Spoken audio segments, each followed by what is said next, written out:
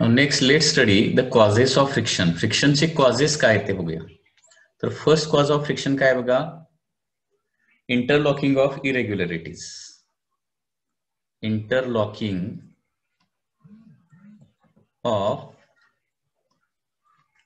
surface irregularities. Okay, this is the first reason.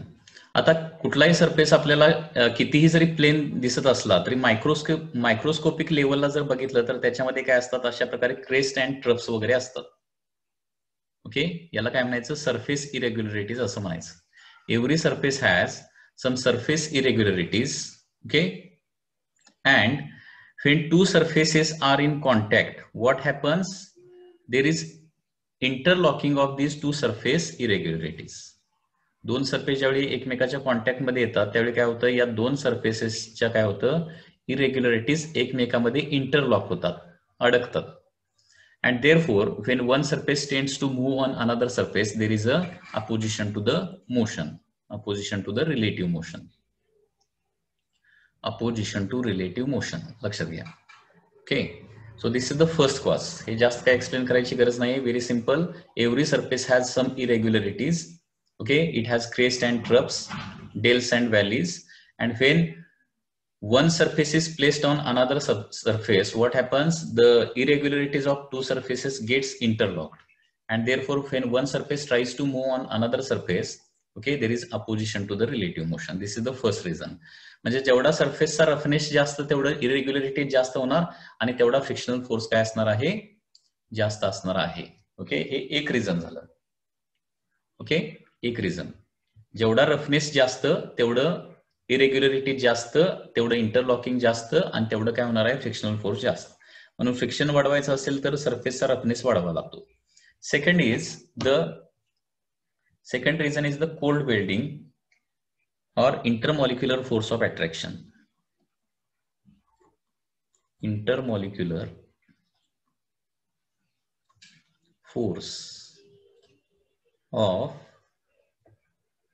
Intermolecular force of attraction, which is also called as cold weld. Cold welding असंही त्याला म्हटलं जातं. ज्यावेळी दोन surface एकमेकाच्या contact मध्ये येतात, म्हणजे जिथं जिथं कॉन्टॅक्ट आलेला आहे तिथं दोन सरफेसेसचे मॉलिक्यूल एकमेकाला टच करतात, जिथं जिथं कॉन्टॅक्ट आलाय तिथं. Okay, and when two molecules come in contact with each other, म्हणजे दोन मॉलिक्यूल मधलं एक सेपरेशन ठरलेलं आहे की ते 10⁻⁹ मीटर किंवा 10⁻⁻10 मीटर. दोन मॉलिक्यूल जर 10⁻⁹ किंवा 10⁻⁻10 मीटरच्या आत आले तर ते काय करतात, फोर्स ऑफ अट्रॅक्शन एक्झर्ट करतात. आणि हे दोन टाईपचे फोर्सेस तुम्ही कदाचित स्टडी केलेले असतील. ऍडिजन, कोएजन माहिती आहे ना? ऍडिजन, कोएजन माहिती आहे का? The force of attraction between molecules of the same substance, त्याला काय म्हणतो आपण, कोहेजन म्हणतो.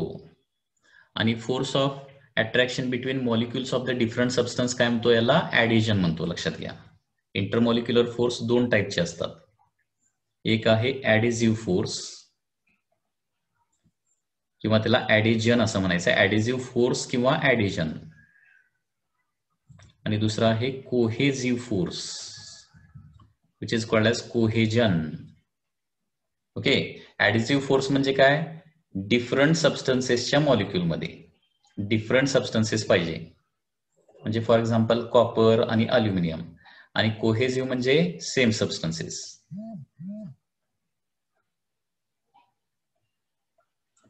When two molecules of same substance are brought in contact, then they attract each other, which is called as cohesive force.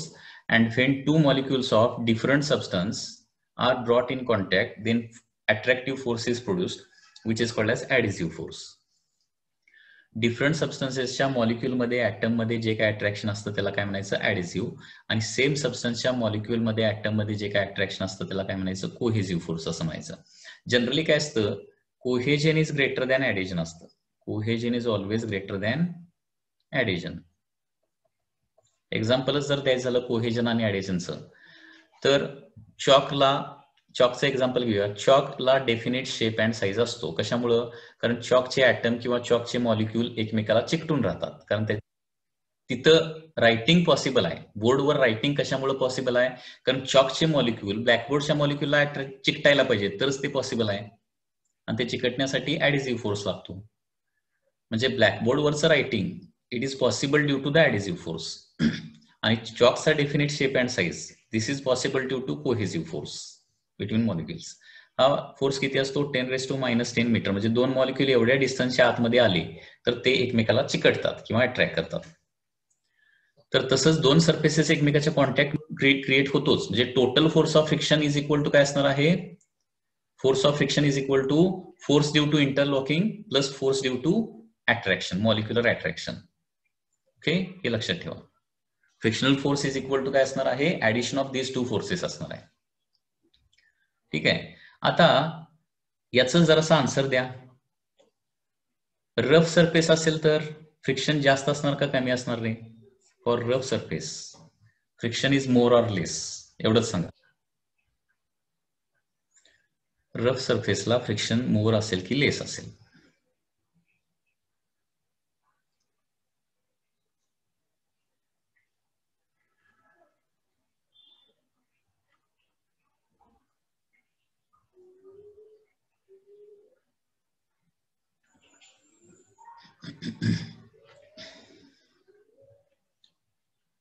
Wait for a minute, there is some problem with the software.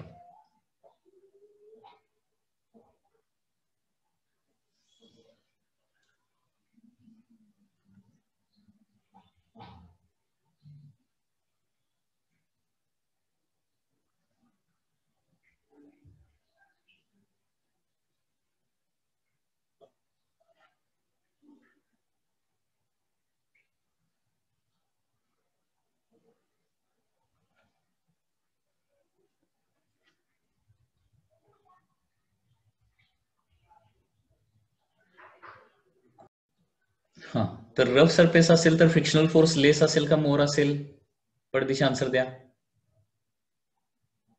Rough सरफेसला frictional force जास्त असेल की कमी असेल?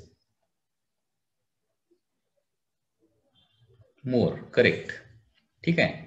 मग आता थोडंसं काय करतो, त्या सरफेसला पॉलिश करतो आणि सरफेसला स्मूथ करतो. फ्रिक्शनल फोर्स आता कंपॅरेटिव्ह टू रफ सरफेस कमी असेल का जास्त असेल? रफ सरफेसला फ्रिक्शनल फोर्स मोर, इथं स्मूथ सरफेसला फ्रिक्शन फोर्स लेस. आणि आता सरफेस काय केला? परफेक्टली स्मूथ केला. ओके, परफेक्टली स्मूथ किंवा हायली स्मूथ, फ्रिक्शनल फोर्स काय असेल?